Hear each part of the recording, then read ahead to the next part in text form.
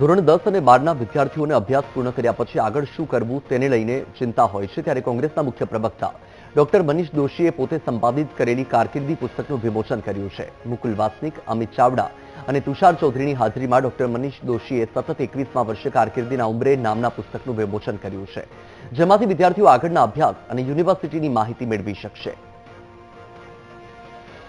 સમગ્ર ગુજરાતની અંદર ધોરણ 10 અને 12 પછી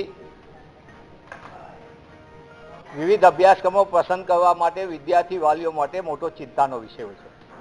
ત્યારે 2006 થી શરૂ થયેલી કોંગ્રેસ પક્ષની આ યાત્રા અને કોંગ્રેસ પક્ષ દ્વારા પ્રતિબદ્ધતાથી શરૂ કરેલું આ કાર્ય આજે 21મી સંસ્કરણ 21મી આવૃત્તિ તરફ આગળ વધી ગયું છે.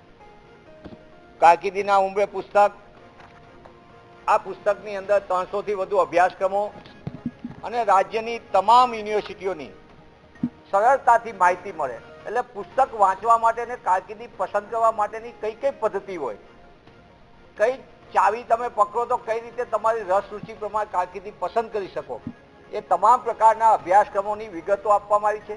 આ વિગતોની અંદર પણ સરળતાથી તમને એ અભ્યાસક્રમ શું છે, અભ્યાસક્રમની કઈ જગ્યાએ કેટલી બેઠકો અને એની ફીનું ધોરણ શું હોઈ શકે, એની વેબસાઇટ અને સરળતાથી માહિતી મળે એવો પ્રયત્ન કરવામાં આવ્યો.